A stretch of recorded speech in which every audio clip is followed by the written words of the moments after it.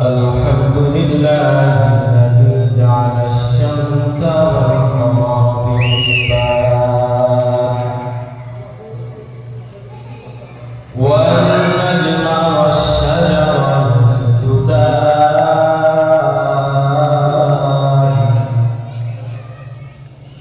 وفضل السماء على السماء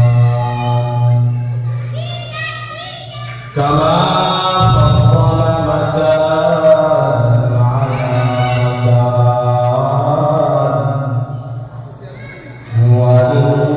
والإنسان على الإنسان ونشهد أن لا إله إلا الله وحده لا شريك له ونشهد أن سيدنا ومولانا محمدا عبده ورسوله الذي أرسله بالحق بشيرا ونذيرا وداعيا إلى الله بإذنه وسراجا وقمرا منيرا أما بعد فأعوذ بالله من الشيطان الرجيم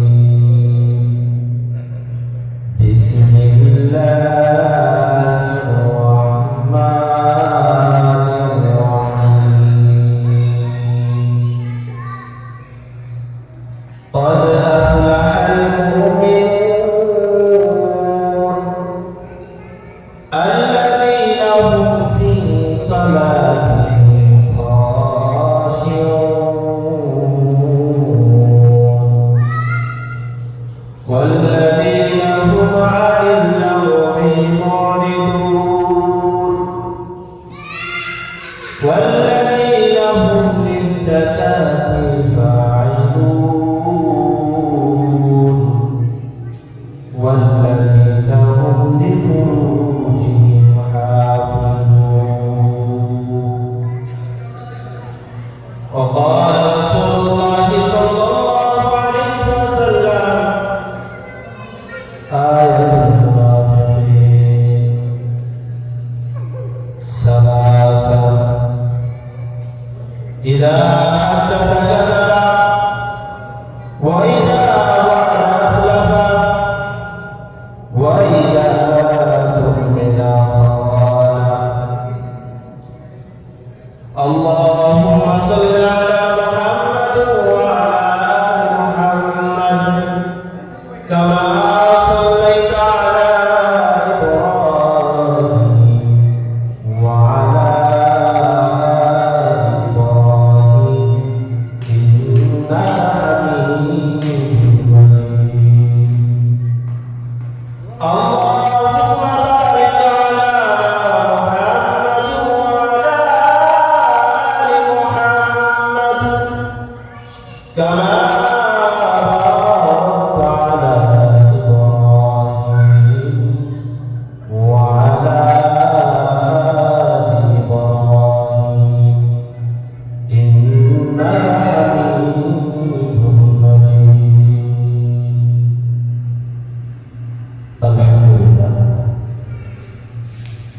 আল্লাহ পাকের দরবারে শুকরিয়া যে মহান রব্বুল আলামিন আজকে আমাদের এমন একটা পরিবেশে আনছেন এবং বসবার তৌফিক দান করছেন এই জন্য প্রত্যেক শুকরিয়া আদায় করুন পুকুরিয়া কামিয়া শান্ত মাদ্রাসা কর্তৃক আয়োজিত আজকের মাহফিলের সম্মানিত সভাপতি অভিজ্ঞ আলেমগণ দূর দূরান্ত থেকে আগত মুসল্লিগণ এবং স্টেজে উপস্থিত ওলামাগণ সকলের প্রতি আমার আন্তরিক শুভেচ্ছা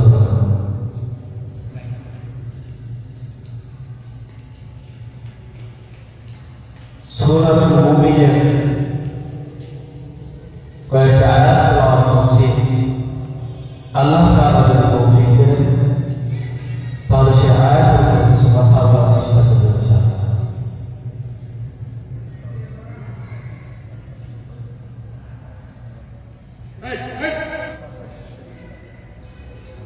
আল্লাহ রাব্বুল আলামিন কোরআনে কারিমে বলেন قد أفلح المؤمنون الذين هم في صلاتهم خاشعون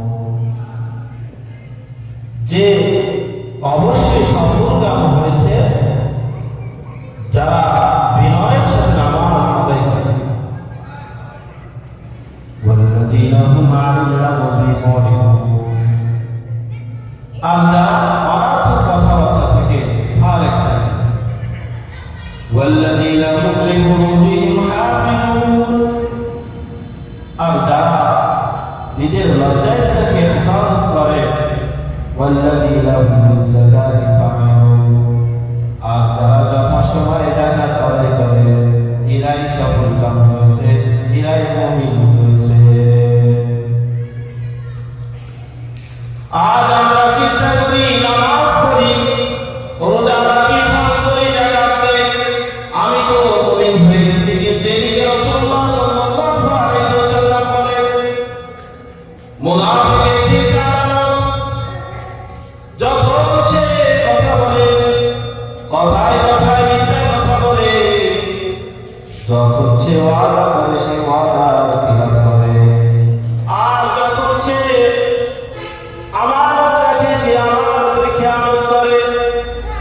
যদি আমরা এই তিনটা আমল করি, তথা এই তিনটা যে রাসূলুল্লাহ সাল্লাল্লাহু আলাইহি ওয়াসাল্লাম আমাদেরকে জানিয়ে দিয়েছেন মুনাফিকরা আলামত হলো তিনটা: মিথ্যা কথা বলা, ওয়াদা করা, আমানতের খেয়ানত করা। এ বাবা, এ যুবক ভাইরা, আমরা নিজেদের ভিতর ফিট করে দেখতে হবে আমার আপনার ভিতরে মিথ্যা কথা আছে কিনা, আমার আপনার ভিতরে আমানতের খেয়ানত আছে কিনা, আমার আপনার ভিতরে ওয়াদা খিলাফ করার কথা আছে কিনা, ওয়াদা খিলাফ করি কিনা।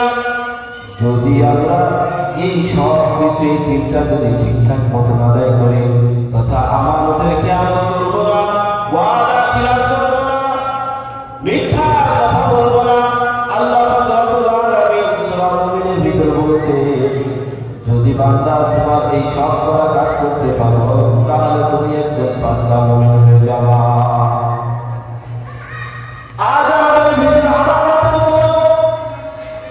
কোনো কিছুই নাই। আমরা মনে করি আমানত খালি টাকা রাখলে আমানত।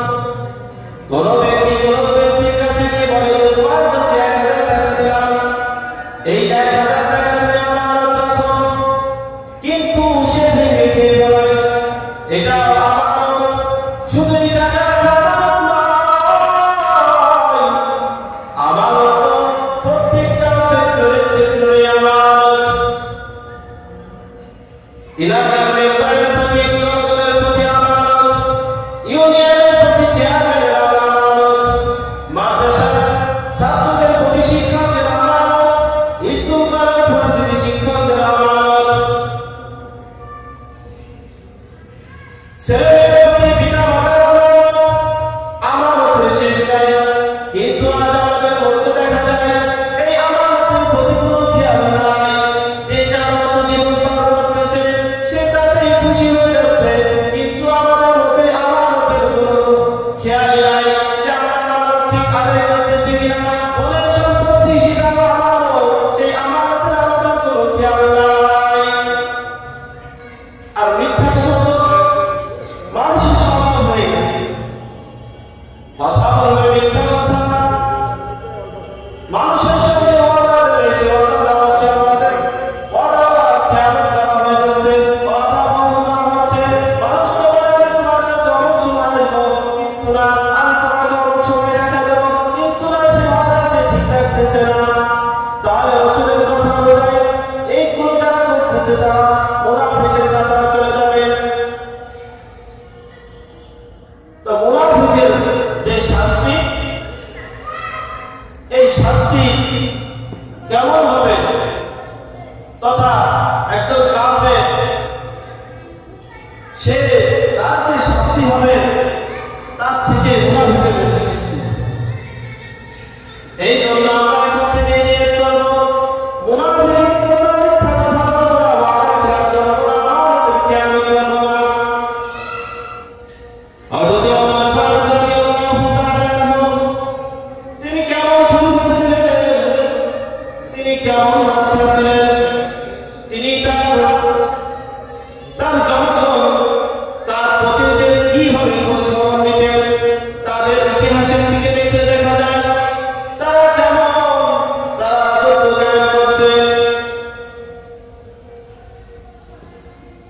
গভীর রাতে ওমর রাদিয়াল্লাহু তাআলা বেরিয়ে গেছেন তার জনগণের খবর নেওয়ার জন্য।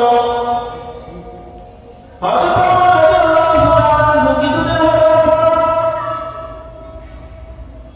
কোন একদিক থেকে আওয়াজ আসতেছে, ছেলেমেয়েরা আওয়াজ করতেছে।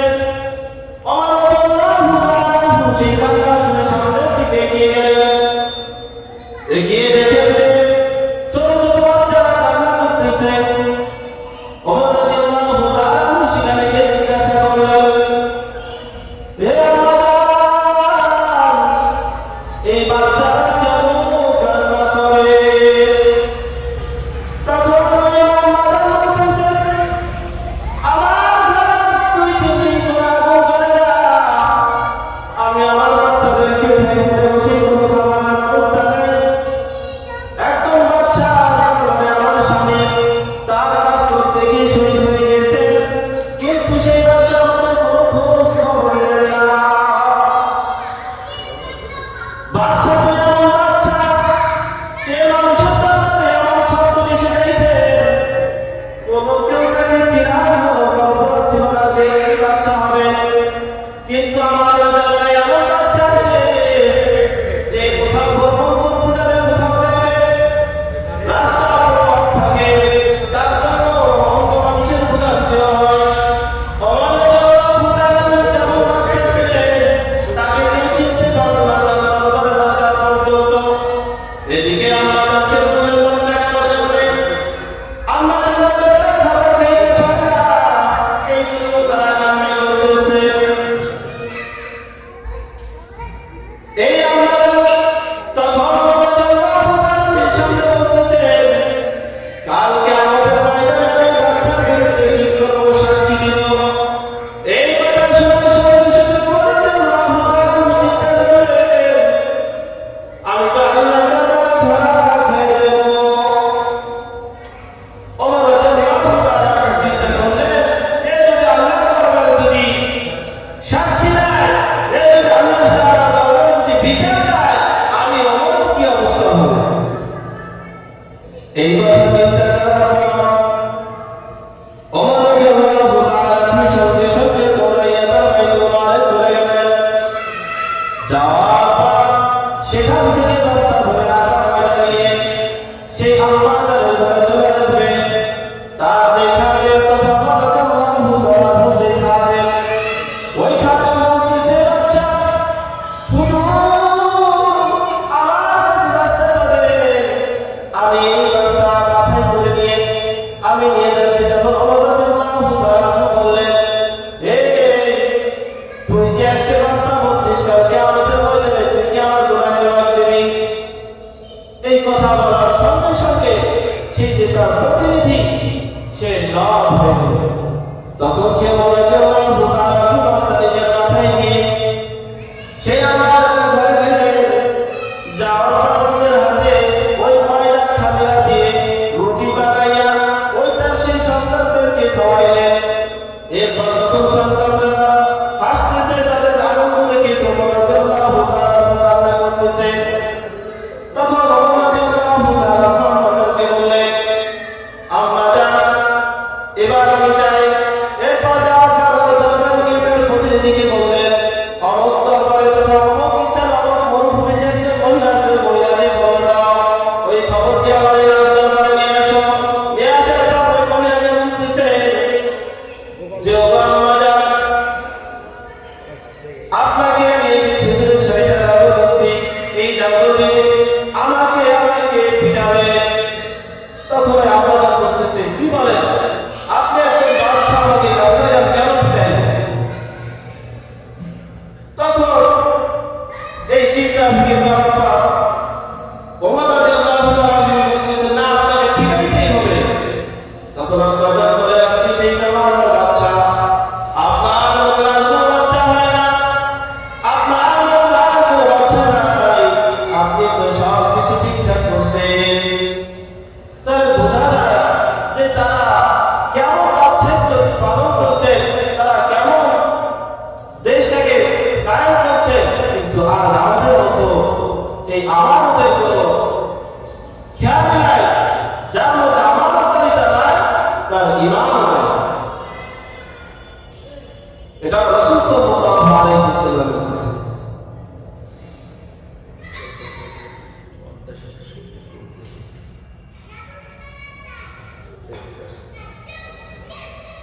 তো রাসূলুল্লাহ সাল্লাল্লাহু আলাইহি ওয়াসাল্লাম বলেন, লা ইলাহা ইল্লাল্লাহ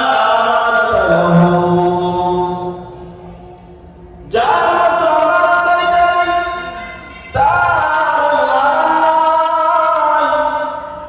এই জন্য ভাইদেরকে বলবো, বাবাদেরকে বলবো, পাড়ার মানুষদেরকে বলবো, আপনারা সকলে এই কিতাব জান করে দেখবেন আমার মতো মিথ্যা কথা হচ্ছে কিনা, আমার মতো অপরাধীরা হচ্ছে কিনা, আমার মতো আমানতকারীরা খেয়াল হচ্ছে কিনা। এই দিকে যদি লক্ষ্য করো, তাহলে আর যদি তুমি নামাজ ঠিক মতো আদায় করো, আর যদি নামাজের প্রতি কথা নম্রতার সাথে নামাজ পড়ো, তাহলে আল্লাহ রব্বুল আলামিনের ভাষা অনুযায়ী তুমি একজন সফল কামনা সফল ব্যক্তি হিসেবে পরিচিত হবে। আর যদি কোনোটাই আমার ভিতরে যদি না থাকে, তাহলে আমার আপনার জিন্দেগিটা তথা জিন্দেগিটা একই বলা। আসলে সময়ের সংক্ষিপ্ত পরিসরে যা কিছু বললাম